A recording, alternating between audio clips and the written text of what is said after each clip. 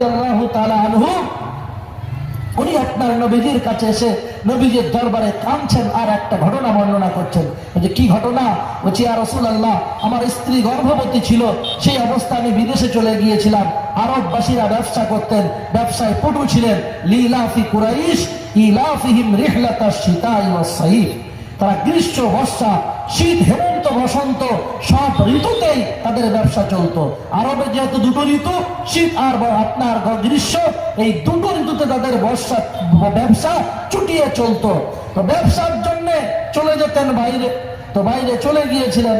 বাইরে যখন গিয়েছেন তখন ওর স্ত্রীর গর্ভে সুন্দর একটা সন্তান, ফুটফুটে কন্যা সন্তান, একেবারে গোলাপের মতো নিষ্পাপ একটা শিশু আল্লাহ দান করেছেন। ওই সন্তানটা এত সুন্দর, আমাদের বাংলায় যদি কোনো মেয়ে দেখতে সুন্দর হয় তো নাম রাখি সুন্দরী, কেউ রূপসী রাখে, কেউ আবার অপসরী রাখে, কেউ আবার আপনার একটু মডার্ন কালচার হলে বিউটি রাখে। এসব নাম রাখা হয় কিনা? তো এইসব নাম রাখে, কিন্তু নাম রাখা কিটা উচিত, কোনটা উচিত না আমাদের কাছ থেকে জিজ্ঞাসা করে নাম রাখা দরকার। নাম রেখেছে আসিফা, মানে আফসোসকারিনী। তো বিয়ের পরে দুঃখ হলে হুজুরকে বলে আমার মেয়েটা বড় কষ্টে আছে, বলে কষ্টেই তো থাকবে, নামটা তো আফসোসকারিনী। নামের মানের প্রভাব তা পড়বেই। এজন্য নাম সুন্দর মানে দেখে, অর্থ দেখে, ওয়ার্ড মিনিং ভালো হয় যাতে, তেমন ভাবে রেখে নাম রাখা দরকার। তো সম্মানীয় সুধী, দেখতে সুন্দরী বলে নাম রেখেছেন জামিলা।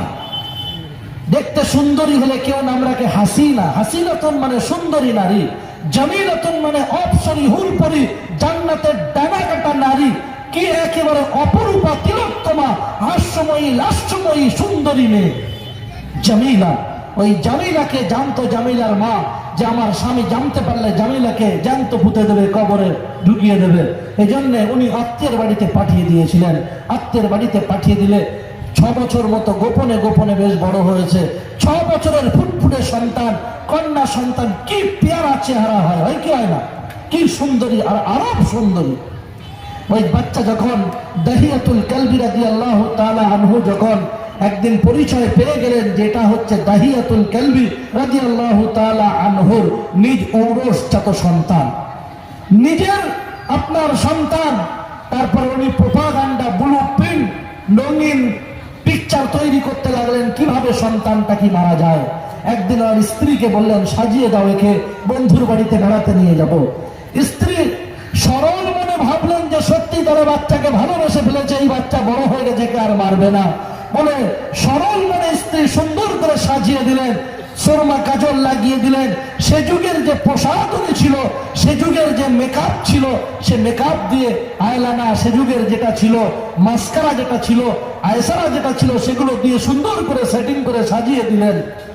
নিয়ে চলেছেন আব্বা দাহিয়াতুল কালবি, অপরূপ সুন্দর ব্যক্তিত্ব, আর তার সন্তান কন্যা জামিলাকে নিয়ে চলেছেন। যেতে যেতে একেবারে পাহাড়ের পার করিয়ে একেবারে বনের মধ্যে বাবলা গাছ দিয়ে চতুর্দিকটা ঘেরা, সেখানকার বালুকা রাশির মধ্যে, উত্তপ্ত বালুকা রাশির মাঝে একটা গর্ত করছেন।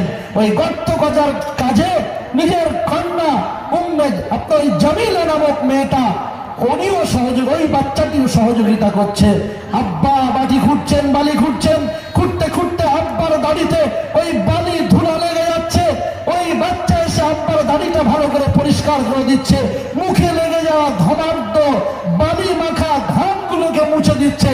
আব্বা পিপাসিত হচ্ছেন বলে আব্বার কাছে পানির পাত্র নিয়ে এসে আব্বাকে বলছেন আব্বা পান করো। মিষ্টি কথা বলে আব্বার মুখটা মুছে দিয়ে সুন্দর করে আব্বার সঙ্গে মমতাময় আচরণ করছেন।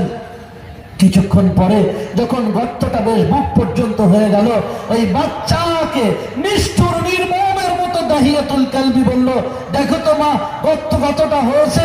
বাচ্চা বলছে আব্বা গর্ত কেন করছো, কষ্ট কেন করছো, বাড়ি ফিরে চলো না। মায়ের কথা মনে আসছে, স্মরণে আসছে, চলো একবার ফিরে চলো না। কেন এই মরুভূমিতে গরমে, গ্রীষ্মের দাবদাহে, এই সূর্যের প্রচন্ড প্রকাণ্ড তাপে কেন কষ্ট করছো আব্বা? এভাবে করে দাহিয়াতুল কালবির সঙ্গে মিষ্টি মধুর প্রাঞ্জল ভাষায় কথা বলে, তবুও দাহিয়াতুল কালবির দিলে মায়া দয়া আসে না। দাহিয়াতুল কালবি বলছেন একবার নেমে দেখো না কতটা গর্ত হয়েছে, কেমন গর্তটা হয়েছে, গর্তের ভিতরে ঠান্ডা আছে, তোমাকে ঠান্ডা করবার জন্যই তো গর্তে ঘুরেছি। দাহিয়াতুল কালবির সন্তান জামিলা বুঝতে না পেরে গর্তের মধ্যে নেমেছে। জম্বি গর্তের মধ্যে নেমেছে, এক হাত দিয়ে ঘাটটাকে নিচু করে ধরে মস্তকার কল্লাটাকে মাটির দিকে দিয়ে দুই তার পা দিয়ে আর হাত দিয়ে আপনার মাটি বালির নিচে ফেলতে ফেলতে ওর প্রথমে হাঁটু পর্যন্ত ডুবিয়ে দিল। বাচ্চা চিৎকার করছে, আব্বা আমি তোমাকে কখনো আব্বা বলে ডাক দেবো না, আমার মায়ের কাছে একবার মায়ের করে ফিরে যেতে চাও, আমি অন্য কোথাও পালিয়ে যাব, আমার মায়ের কাছে একবার মা বলে আমাকে ডাকতে দাও, আমার মায়ের কাছে ফিরে যেতে যাও। কোনো আর্তনাদ, কোনো চিৎকার দাহিয়াতুল কালবির হৃদয়কে দাগ কাটলো না, দাহিয়াতুল কালবির অন্তরে প্রভাব ফেললো না।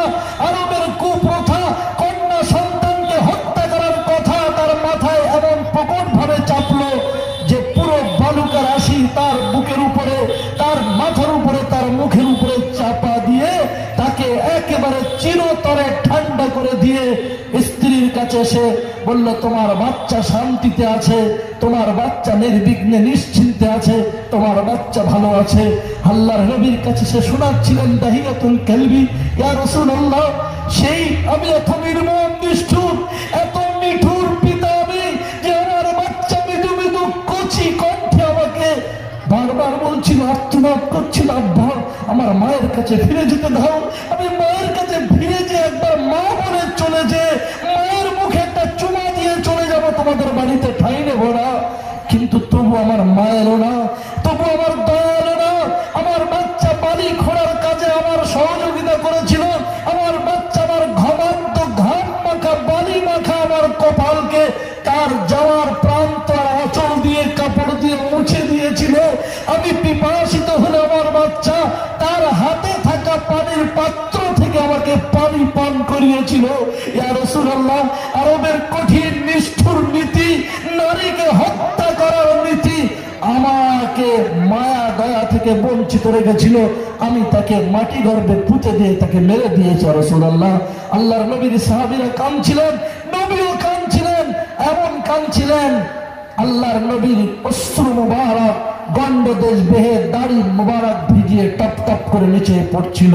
প্রিয় হাজরিন, আল্লাহর নবী এসে তাদেরকে মানা করলেন, রুখে দিলেন আর বললেন, মানা আলা জারিয়াতাইন, যে ব্যক্তি দুটো কন্যা সন্তানকে লালন পালন করবে, কানা ফিল জান্নাতি হাতাইন, আমি রাসূল বলছি তার সঙ্গে জান্নাতে আমি আর সেই ব্যক্তি দুজনে পাশাপাশি থাকবো। নবীজি বলেন, মানির তুলিয়া বিহাদিল বানাত, যাকে আল্লাহ সুবহানাহু ওয়া তাআলা কন্যা সন্তান দিয়ে পরীক্ষা করলেন, ফাসাবারা আলাইহিন্না, আর কন্যা সন্তান হওয়ার কারণে রাগ করেনি, দুঃখ করেনি, স্ত্রীকে খারাপ বলেনি, স্ত্রীর নামে কুৎসা গায়নি, স্ত্রীকে ছোট আর খাটো করেনি, নার্সিংহোম থেকে বাড়ি আনতে বিলম্ব করেনি, ছুটি করিয়ে আনতে কোনো দুঃখ কষ্ট মনে নেয়নি, কন্যা সন্তান হয়েছে বলে আকিকা করতে বিলম্ব করেনি, কন্যা সন্তান হয়েছে বলে বন্ধু বান্ধবকে হ্যালো হাই সালাম করে সংবাদটা দিতে লজ্জাবোধ করেনি, কন্যা সন্তান হয়েছে বলে বন্ধুদেরকে মসজিদে মাদ্রাসায় মিষ্টি খাওয়াতে নিজেকে কুণ্ঠাবোধ করেনি, সব কিছু করেছে। ফাসাবারা আলাইহিন্না কুন্না লাহু সিতরাম মিনান নার, এই কন্যা সন্তান কিয়ামতের ময়দানে ওর বাবাকে জাহান্নামের আগুন থেকে বাঁচাবার জন্য ঢাল হবে। বলুন আলহামদুলিল্লাহ। সম্মানীয় সুধী, কন্যা সন্তান পিতাদের জন্য বড় নেয়ামত, মায়েদের জন্য কন্যা সন্তান বড় নেয়ামত।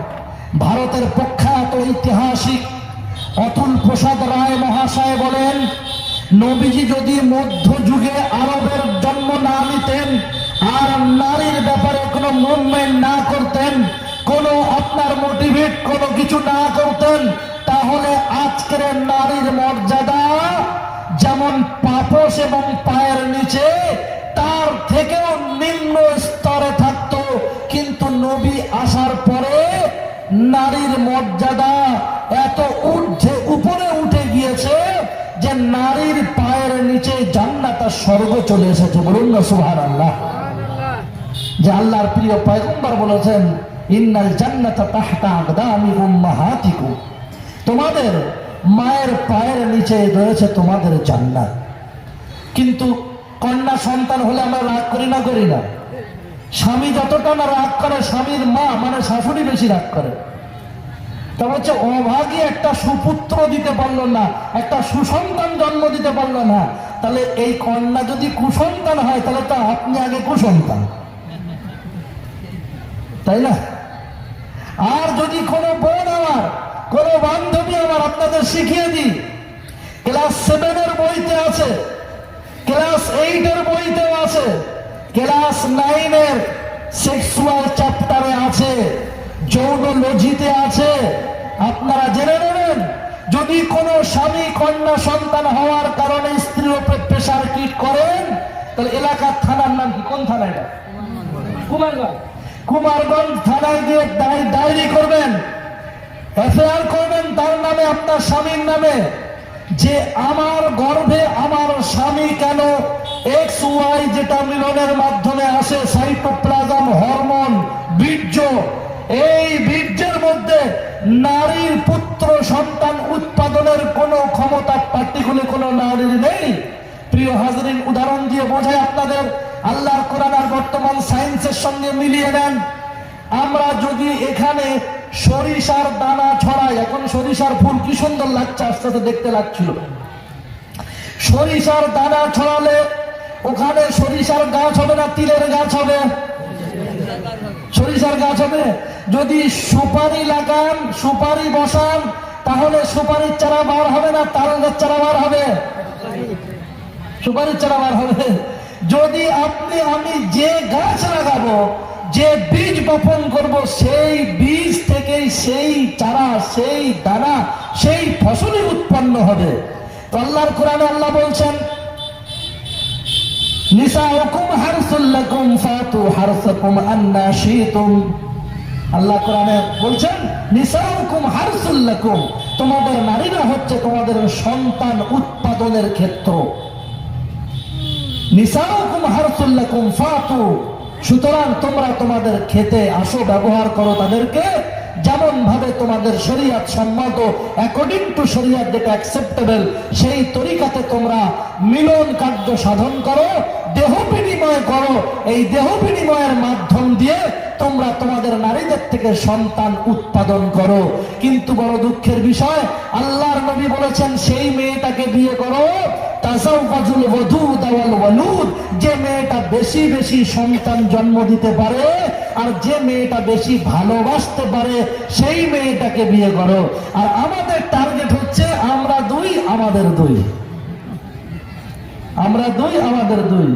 আমাদের বাংলা তবু ভালো, আমাদের পাশের ত্রিপুরাতে আপনার সব গাড়ি অটো টোটোর পিছনে লেখা আছে আমরা দুই আমাদের এক। কথা হচ্ছে না, আমরা দুই আমাদের এক। আমি ওদেরকে বললাম, বন্ধুরা এরা তো এক লাইন আর লিখতে ভুলে গেছে ছন্দ। বলে কি?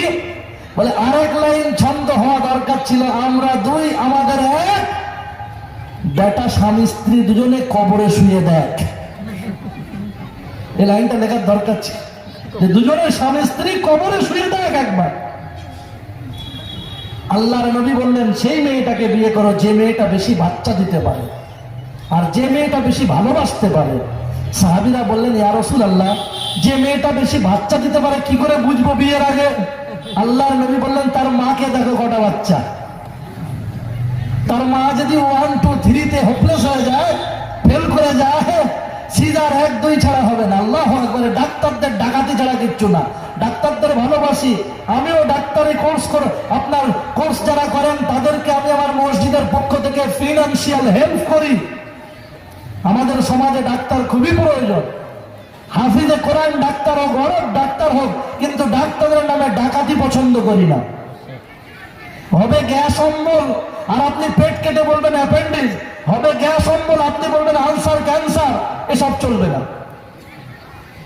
দুটো পেন্টি দেন, পেন ভর্তি দেন, মামলা সাফ হয়ে যাবে। আপনি তা না দিয়ে হাজার রকম রিপোর্ট দিলেন যে ইন্ডোস্কোপি করতে হবে, এই করতে হবে, সেই করতে হবে, 3000 টাকার আপনার চেক আপের বিল।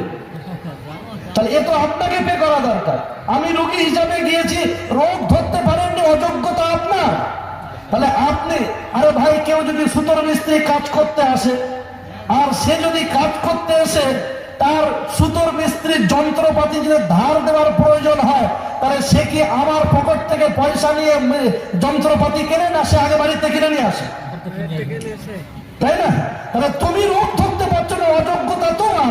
তাহলে পরীক্ষার চেক আপের জন্য যা খরচ হবে তোমাকে দিতে হবে, আমি কেন দেবো? সব জায়গায় কন্ট্যাক্ট করা আছে, অমুক জায়গায় করাবেন, অমুক জায়গায় করাবেন। কি এসব ভাই? আমরা কিছু বুঝি না। তোমাদের কাছে গেলেই স্বীকার করতে হবে। করোনা পিরিয়ডে বাচ্চা হয়েছিল না হয়নি? জবাবটা দিন। করোনার সময় বাড়িতে তো সবাই বসেছিল, আমাদের নাকি আপনার কপিল শর্মা চালায় না, কমেডিয়ান শো চালায়, কপিল শর্মা নাকি বাড়ি বসে বসে করোনার সময় কি করবে সন্তান উৎপাদন করছিল। তো করোনার পিরিয়ডে আপনার বাড়ি বসে বসে কাজ ছিল না, এই কাজ বেশি হয়েছে না হয়নি? করোনার পিরিয়ডে বাচ্চা হয়েছে না হয়নি? একই না বলেন না? আমাদের মায়েদের ডেলিভারি হয়েছে না হয়নি? আমাদের মায়েরা সন্তান প্রসব করেছেন না করেননি? ডাক্তাররা তো করোনার ভয়ে মায়েদের গায়ে হাত দেননি। মায়েরা নর্মাল ডেলিভারি সাধারণ ভাবে বাচ্চা জন্ম দিয়েছেন না দেননি? আর জন্মি করোনা ভালো হয়ে গেল, সেই মার পেট চিরে বাচ্চা বার করতে হলো। আমরা কিছুই বুঝি না, নাকে ভাত দিই, নাকের দু আঙুল নিচে ভাত দিই। কোরআন পড়ি বলে মনে করে কিছুই জানে না। আমরা টুপি পরে থাকি সব সময়, আমাদের মাথায় টুপি পরাতে হলে আগে এই টুপিটা খুলতে হবে, আগে এই টুপিটা খুলে তারপর তোমার টুপি পরাতে হবে। যারা টুপি পরে থাকে না তাদের মাথায় টুপি পরানো সহজ, যারা টুপি পরে থাকে নবীজি বলছেন লা ইউদাগুল মুমিন, মোমেনকে কখনো ধোঁকা দেওয়া যায় না। একই গর্ত থেকে মোমেন দুবার দংশিত হয় না। মোমেন হয় অ্যাক্টিভ, মোমেন হয় চালাক, মোমেন হয় চতুর, মোমেন হয় ইন্টালেকচুয়াল, মোমেন হয় আল্ট্রা মডার্ন, মোমেন হয় লেটেস্ট, মোমেন হয় অত্যাধুনিক। মোমেনের বুদ্ধি আছে, মোমেন বোকা মেরে ধোকা খায় না। এই জন্য আমরা যারা টুপি পরে থাকি, তোমার টুপিটা পরাতে গেলে আগে আমাদের টুপিটা খুলতে হবে, তারপর তোমার টুপিটা দেখবো ভালো কি মন্দ, তারপর পরবো। যারা টুপি পরে থাকে না তাদের মাথা টুপি পরানো সহজ। সেজন্য ভাই আমার কি বলছিলাম, অন্য দিক থেকে চলে এলাম, মনে আছে আপনাদের?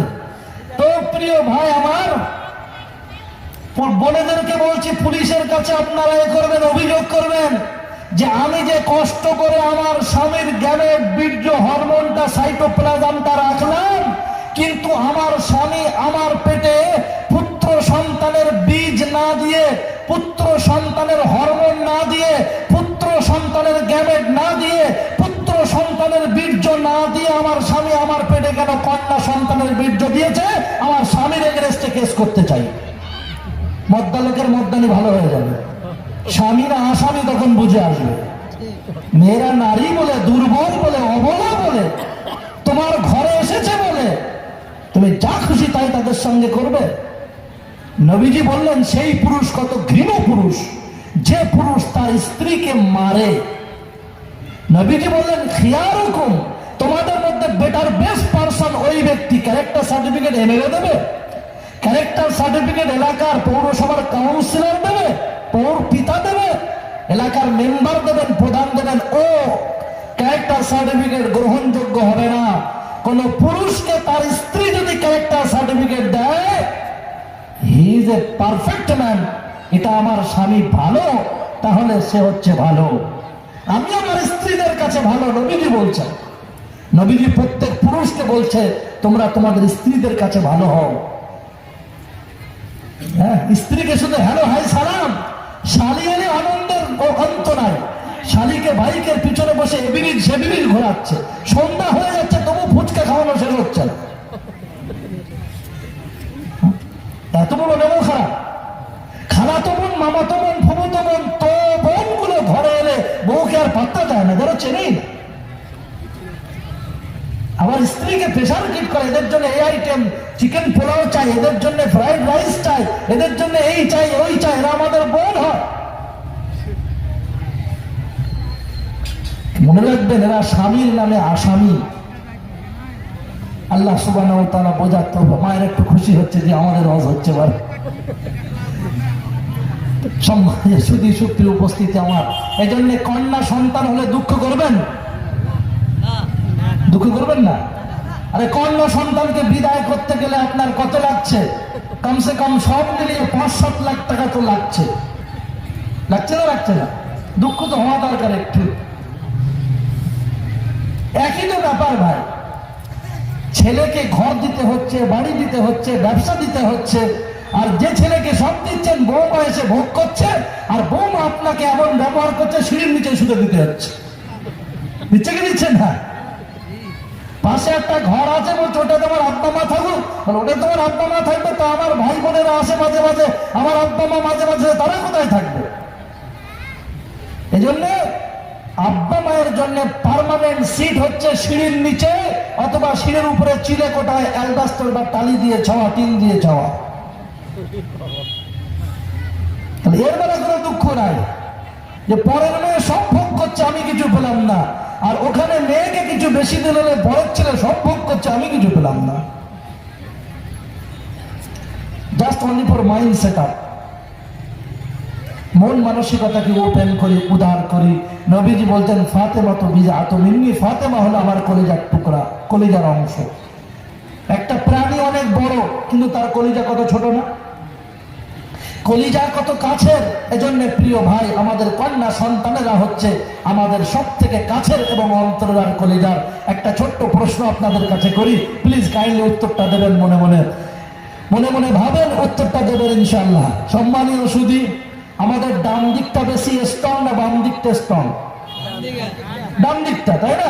ডান দিকের একটা ঘুষির যে ওজন হবে, বাম দিকের কি সেই ওজন হবে? হবে না। তো এরই উপরে ভিত্তি করে আল্লাহ সুবহানাহু ওয়া তাআলা মসজিদে ডান দিক ডান পায়ে আর বাথরুমে বাম পায়ে। আমাদের ব্রেন যেটা আমাদেরকে পরিচালনা করে সেটা আপনার একটা সাইডে, আর তার অপোজিট সাইডে আমাদেরকে বাথরুমে প্রবেশ করার নিয়ম আছে, যে যদি কখনো পা ডিসব্যালেন্স হয়ে যায় তাহলে ডান পায়ের ক্ষমতা আছে পুরো অল ওভার বডিকে সে আটকে নেবে। কিন্তু ডান পা দিয়ে যদি আপনি বাথরুমে প্রবেশ করেন, আর এটা যদি খোদা না খাস্তা আল্লাহ না করুন যদি ডিসব্যালেন্স হয়ে যায়, স্লিপ খেয়ে যায়, তাহলে কিন্তু এই বাম পায়ের সেই ক্ষমতা নেই অল বডিকে জাগিয়ে রাখার, বরং হুমড়ি খেয়ে বাথরুমের ভিতরে পড়বে, বাড়ির মানুষ কেউ জানতে পারবে না। আর বাম পা দিয়ে সুন্নতি তরিকায় প্রবেশ করলে, স্লিপ খেলে কিংবা ডিসব্যালেন্স হলে এই ডান পায়ের ক্ষমতা যে বডিকে রুখে নেবে, ভিতরে পড়তে দেবে না, পড়লে বাইরে পড়বে, বাড়ির মানুষ দেখতে পাবে। সাইন্টিফিক্যালি কত সুন্দর এর মধ্যে বিধি রয়েছে। সম্মানীয় সুধী সুপ্রিয় উপস্থিতি আমার, তো বলছিলাম একটা সূক্ষ্ম কথা, ডান দিকটা বেশি স্ট্রং না বাম দিকটা? ডান দিকটা। এবারে ভাবুন যে হযরতে হাওয়া রাদিয়াল্লাহু তাআলা আনহা, ওনার নাম হাওয়া। হাওয়া কেন? ফাইন্নাহা খুলিকাত মিনাল হাইয়্যি, ওনাকে আপনার একজন জীবিত প্রাণ, জীবিত ব্যক্তি হযরতে আদম থেকে বানানো হয়েছিল, তাই ওনার নাম হাওয়া। আল্লাহ সুবহানাহু ওয়া তাআলা আদম আলাইহিস সালামকে জান্নাতে রাখলেন, রাখার পরে ফানামা আদম ফিল জান্নাহ, আদম আলাইহিস সালাম জান্নাতে ঘুমিয়ে গেলেন। ঘুমিয়ে যাওয়ার পরে ফাস্তাইকাযা আদম ফিল জান্নাতি মিনান নাওম, আদম আলাইহিস সালাম জান্নাতে ঘুম থেকে নিদ্রা ভগ্ন হলো, ঘুম থেকে জাগ্রত হলেন। জাগ্রত হওয়ার পরে ফারা আদম ফি জামবিহি, আদম আলাইহিস সালাম তার সাইডে দেখলেন একটা অপ্সরী হুরপরি জান্নাতি নারী। কি সুন্দর অপ্সরী, কি দারুণ চেহারা। হযরতে আদম উনি চাইলেন এটাকে টাচ করতে, ছুতে চাইলেন, কথা বলতে চাইলেন, আর গেলেন বলে give me your phone number please kindly, তোমার ফোন নাম্বারটা দাও। আপনি বলেন ফোন নাম্বার তখন কোথায় ছিল? তো মনে মনে যেমন এখন সব হয়, যদি কিছু না মনে করেন তো আপনার ফোন নাম্বারটা দিতে পারেন, একটু কথা বলবো। তবে যে ফোন নাম্বার আমার কেন নিবি, তোর বাড়িতে মা বোন নেই? যে মা বোন তো সবই আছে, কিন্তু তোমার মতো একটা টুকটুকে গার্লফ্রেন্ড নেই। তো যাই হোক, চলে সব। প্রিয় হাজরিন, আদম আলাইহিস সালাম যখন হাত বাড়াতে চাইছিলেন, জিবরিল আমিন ডোন্ট টাচ হার লেডি, ওই লেডিকে টাচ করবে না। আদম আলাইহিস সালাম বলতে টাচ করতে তো মন চাইছে, ছুতে ইচ্ছা করছে, গল্প করতে মন চাইছে। তা বলছে এখন নয়। বলে কি তরিকা আছে?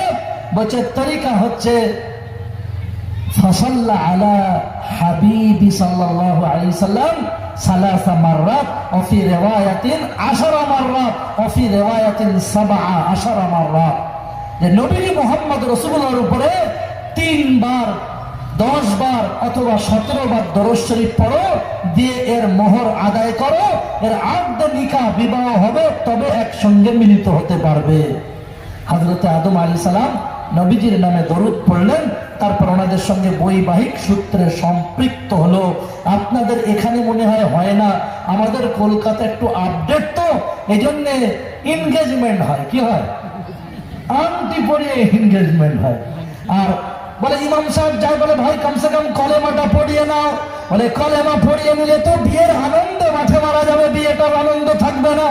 এই জন্য ছেলেও রাজি হয় না, মেয়ের বাপটাও রাজি হয় না, চুটিয়ে গল্প করে, হারাম গল্প বিয়ের আগে হয়ে যায় কি যায় না।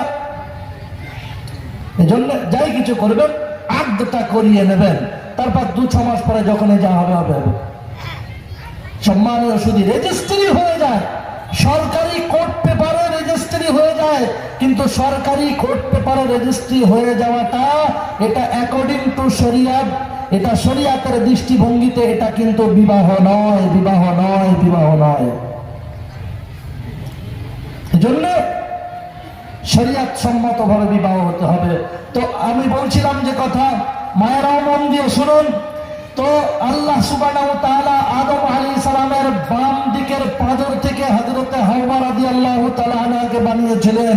তো বাম দিকটা বেশি মজবুত না ডান দিকটা বেশি মজবুত? তাহলে ডান দিকের পাঁজর থেকে না নিয়ে বাম দিকেরটা কেন নিলেন? হযরত হাজী সাহেব বলছেন মেয়েরা কমজোর, দুর্বল থাকে। কমজোর কি করে বলছেন? আমাদের রাজ্যের যিনি আমাদের মহিয়সী গরিয়সী, আমাদের যিনি আপনার সর্বেশ্বর আমাদের ভারতবর্ষে, তিনি তো একজন নারী, ক্ষমতা কম। যদি ওনার পাশে দেখেছি সত্যি কিচ্ছু, একেবারে হালকা ডিগডিগে রোগা পাতলা, একই স্টেজ এরকম পাশাপাশি, কথা বুঝছেন? একেবারে কিচ্ছু নেই শরীরে, খেটে খেটে পুরোটাই শেষ। আর এত দাপট খাটার এত ক্ষমতা আল্লাহ দিয়েছে। অরব বিশ্বাসের মতো মন্ত্রী, ফিরহাদ হাকিমের মতো লম্বা চওড়া মন্ত্রী, অরব বিশ্বাস আমাকে বলছে, বলি সাহেব বলছে আমি আপনার 7 কিলোমিটার হাঁটার পরে ক্লান্ত হয়ে গেছে বলে যাওয়া যাবে না। উনি আপনার ওই হাওড়াতে, খিদিরপুরের ওই সাইডটাতে, ইকবালপুর মোমিনপুরে উনি 8 কিলোমিটার হাঁটার পরেও বলছেন যে আরো মনে হয় এই গলিটা বাদ গেছে, আমাদের ঢোকা হয়নি। এখানে একটা গলি ছিল, বস্তির ভিতরে অনেক মানুষ আছে, অনেক বাড়ি আছে, ওখানে যেতে হবে। বলে ওনার কথা শুনে আবার 11 কিলোমিটার আমাদের হাঁটতে হয়েছে। আজকে পুরো টায়ার্ড। শাইনি ঘোষের ওখানে নাম স্পেলিং ঠিকঠাক করার জন্য আমাকে ডেকেছিল, যে উর্দু স্পেলিং কিছু মিস্টেক আছে কিনা একটু দেখেন। অরব বিশ্বাস কিছু ছাপাছাপির হলে শাইনি ঘোষের প্রচারের সময় টালিগঞ্জের ওখানে আমাকে মাঝে মাঝে ডাকতেন, এ করতেন। তো সেদিন ডাক্তার বেলা, মানে যেদিন লাস্ট 3 দিন আগে আমাকে এই বলছেন যে এইরকম খাটার ক্ষমতা। তো সত্যি আমি স্টেজে পাশাপাশি, উনি সামনে, আমি 2টো চেয়ার পিছনে, তো আপনার নেতাজি ইন্ডোর স্টেডিয়ামে, তো দেখছি আমার উনি একেবারে হালকা রোগা পাতলা, কিন্তু দাপট কি কম। তিনি হাজির যা, ওটা অপ্রাসঙ্গিক ভাবে এসে গেল। হযরত হাজী সাহেব বললেন যে ছেলেদের, এই মেয়েরা কমজোর, কিন্তু নেতৃত্ব নেতাগিরি করছে তো তারাই বেশি। আমার মেয়ে আলহামদুলিল্লাহ 2 মেয়ে, আলহামদুলিল্লাহ 2 মেয়ে, আলহামদুলিল্লাহ 2 মেয়ে, আমি খুশি। আমাকে অনেকে বলে, আমার বাড়ির গ্রামের লোকে, গ্রামের বাড়ির কিছু মেয়েরা মন্তব্য করে, আমার নানি দাদি টাইপের লোকেরা, তা বলছে তোর 2টো মেয়ে, এত অ্যাসেট পত্র, তোর বংশে বাতি দেবে কে বলতো নাতি? তা বলছে আমার বংশে যদি বাতি না দিলে তুমি কবর থেকে এসে দিয়ে যাও, মাঝে মাঝে লাইট জ্বেলে দেবো, মাগরিবের পরে এসে। তো আমার বংশে কে বাতি দেবে আমার চিন্তা নেই, ওদের চিন্তা বেশি। হাফেজ মোস্তাফিজুর রহমান সাহেবের মাশাআল্লাহ 2 জন কন্যা সন্তান, আলহামদুলিল্লাহ খুশি আমরা। আল্লাহ সুবহানাহু ওয়া তাআলা কন্যা সন্তান ভালোবেসে দিয়েছেন, এজন্য আমরা আনন্দিত, আপ্লুত, হিল্লোলিত, কল্লোলিত, উচ্ছ্বাসিত, উদ্বেলিত, আলহামদুলিল্লাহ। কন্যা সন্তান হলে দুঃখের নাই। মারিয়াম ছিলেন কন্যা সন্তান। মারিয়াম যখন হয়েছিলেন তো মারিয়ামের আম্মা তার আগে মান্নত করেছিলেন, ইন্নী নাযারতু, আমি মান্নত করছি এই সন্তানটা আমার বাইতুল মাকদিসের সেবক হবে, খাদেম হবে, ইমাম হবে। তো খাদেম, সেবক, ইমাম মেয়েরা হয় না পুরুষরা হয়? পুরুষ হয়। তাই মনে মনে মান্নত করেছিলেন আমার গর্ভের সন্তানটা যেন পুত্র সন্তান হয়, কন্যা নয়। কিন্তু যখন ফালাম্মা ওয়াদাআতহা ক্বালাত রাব্বি ইন্নী ওয়াদাআতুহা উনসা, যখন সন্তান জন্ম দিলেন তো বললেন, আল্লাহ আমি তো কন্যা সন্তান জন্ম দিয়ে ফেলেছি। আল্লাহ বলেন, ওয়ালাইসাল যাকারু কাল উনসা, এই যে কন্যা সন্তানটা দেখছো পুত্র সন্তানের সম নয়, বরং তার থেকে অধিক অধিক অধিক বিশ্বের জন্য একটা আইডিয়াল হবে, নমুনা হবে, একটা আইডিওলজি হবে, বিশ্বের জন্য একটা মেথোডোলজি হবে। বিশ্বের সিস্টেম হচ্ছে স্বামী স্ত্রীর মাধ্যমে সন্তান হবে, কিন্তু তোমার এই কন্যা সন্তানটার একটা পুত্র সন্তান আশু ভবিষ্যতের নবী হবে, সাইয়্যিদুল আম্বিয়ার তিনি সাপোর্টার হবে। এই ঈসা আলাইহিস সালাম, জিসাস ক্রাইস্ট, যিশু খ্রিস্ট জন্ম নেবে, ঈসা আলাইহিস সালাম হবে।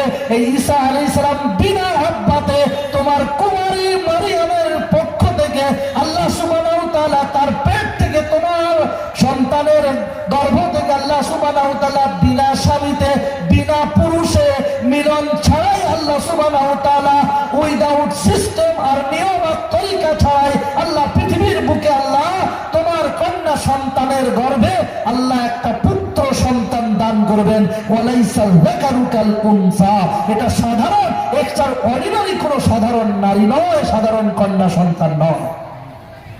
লম্বা চওড়া ইতিহাস ওইদিকে আছে। সম্মানীয় সুধী, আমি অন্য ইতিহাস আপনাদেরকে বলবো, তার আগে বলে দিই তো যে কথা বলছিলাম, আলহামদুলিল্লাহ আমরা খুশি, আলহামদুলিল্লাহ আমরা খুশি। কলকাতার বুকে আমি যেখানে থাকি টালিগঞ্জের আশেপাশে 15 কিলোমিটারের মধ্যে 25টা আপনার ছোট বড় মিলিয়ে স্কুল, তার থেকেও বেশি। আমি শুধু নাম করা স্কুলগুলো বললাম। ওখানকার স্কুলের মধ্যে আপনার একটা উল্লেখযোগ্য school Nivananda, 2200 student, nursery to high secondary. সেখানে মুসলিমদের এরা আছে আলহামদুলিল্লাহ, কিন্তু পজিশন যত নামানো যায় সেই ধান্দা, পজিশন ঘাটিয়ে কমিয়ে। লিখিত পরীক্ষায় নাম্বার অনেক বেশি, কিন্তু মৌখিক পরীক্ষায় 10-এর মধ্যে 2-3। যে মেয়ে লিখিত পরীক্ষায়, যে বাচ্চা, যে স্টুডেন্ট লিখিত পরীক্ষায় 80-র মধ্যে 77 পায়, 80-র মধ্যে 79 পায়, 78 পায়, সে মৌখিক পরীক্ষায় এত বোকা মাথা মোটা যে 10-এর মধ্যে 3 পায়।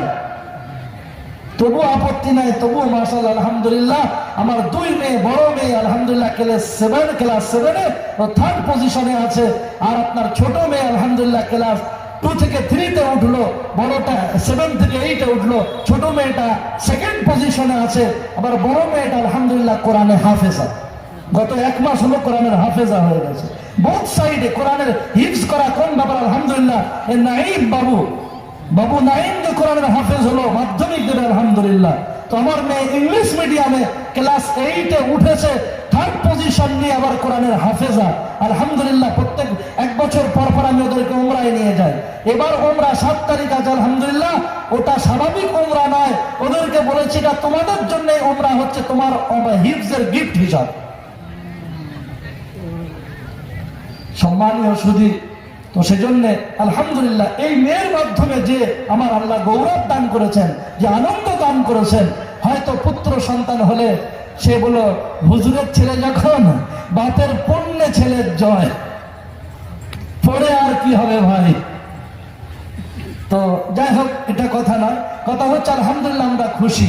কন্যা সন্তানের জন্য আমাদের কোনো দুঃখ নাই, কন্যা সন্তানের জন্য আলহামদুলিল্লাহ আলহামদুলিল্লাহ। কারো যদি কন্যা সন্তান হয় দুঃখ করবেন? অনেক আব্বা মা দুঃখ করে, তাই তো আমার সম্পত্তিগুলো ভাইপোরাই খেয়ে নেবে। বলে কেন ভাইপো খাবে? বলছে আমার তো ছেলে নয়, এমন করে করে বলে মরে গেলে ভালো হয়। আবার অনেকে চিন্তা করে আমার তো ছেলে নয়, মরণের পরে খাটিয়া কে বইবে ভাই, খাটিয়া বাবার চিন্তা। সম্মানীয় সুধী, সুপ্রিয় উপস্থিতি, আমার আল্লাহ রসুলের পুত্র সন্তান 3টে হয়েছিল। বংশের বাতি দেওয়ার কথা বলছেন, আল্লাহ রসুলের পুত্র সন্তান 3 জন ছিলেন, তারা সকলেই শৈশবকালে মারা গিয়েছিলেন। তাই মা কানা মুহাম্মাদুন আবা আহাদিম মির রিজালিকুম, মুহাম্মদ রাসূলুল্লাহ কোন পুত্র সন্তানের পিতা নন, কোন পুরুষের পিতা নন। এ কথা কোরআনে বলা হয়েছে। মানে পুরুষ সন্তান, পুত্র সন্তান শৈশবেই সবাই মারা গিয়েছিলেন। সম্মানীয় শুধু নবীজির 4টে মেয়ে ছিলেন। নবীজির কটা কন্যা সন্তান ছিলেন? 4টে। একজনের নাম উম্মে কুলসুম, একজনের নাম রুকাইয়া, একজনের নাম হযরতে যায়নাব, আর একজনের নাম হযরতে ফাতেমা। আমরা একটাই জানি, হযরতে ফাতেমা। তাহলে নবীজির বংশ আজকে সারা পৃথিবীতে আছে না নাই? যদি দিনাজপুরে শোনা যায় যে হযরতে হাসান আর হুসাইনের খানদানের কোন একজন বুজুর্গ আল্লাহওয়ালা, কোন একজন আলিম সৌদি থেকে এসেছেন, হযরতে হাসানের খানদানের লোক, গোটা দিনাজপুর উত্তর দক্ষিণ মিলে সেই স্টেজে তাদের শুধু একবার দেখার জন্য জমা হবে না? হবে না? আজও গোটা পৃথিবীতে নবীর খানদানের সন্তানেরা ছড়িয়ে আছে। নবীজির বংশ ছেলের মাধ্যমে চলেছে না কন্যা সন্তানের মাধ্যমে চলেছে? কন্যা সন্তান। এজন্য কন্যা সন্তান হলে বলুন ইনশাল্লাহ দুঃখ করবো না। বলেন দুঃখ নাই তো ইনশাল্লাহ? স্ত্রীর যদি কন্যা সন্তান হয় তার প্রতি নারাজ হবেন না তো? হাদিসে পাকে নবী বলেছেন ওই মহিলাটাকে মোবারকবাদ জানাই যে মহিলার প্রথম সন্তান কন্যা সন্তান। বলুন আলহামদুলিল্লাহ। আসুন এবারে আমি আমার বক্তব্যের সমাপ্তির দিকে যাই। প্রিয় হাজরিন, সম্মানীয় সুধী, তাহলে ডান দিকটা স্ট্রং বেশি না বাম দিকটা? ডান দিকটা। তাহলে হযরতে আদমের ডান দিকের পাঁজর না নিয়ে বাম দিকের পাঁজরতে কেন হাওয়াকে বানানো হলো? বললে কমজোর, তাই কমজোরের জন্য নয়, বরং আমাদের কল্ব যেটা, আমাদের হাত যেটা, আমাদের হৃদয় অন্তর আত্মা যেটা, সেটা ডান দিকে না বাম দিকে? বাম দিকে। তাই তো ডান দিকে কাত হয়ে শোয়া সুন্নাত। ডান দিকে কাত হলে আমাদের এই মেশিনটার চাপ কম করে আসামের সঙ্গে থাকে, ব্লাড সার্কুলেশন ভালো হয়। সেজন্য ডান দিকে কাত হয়ে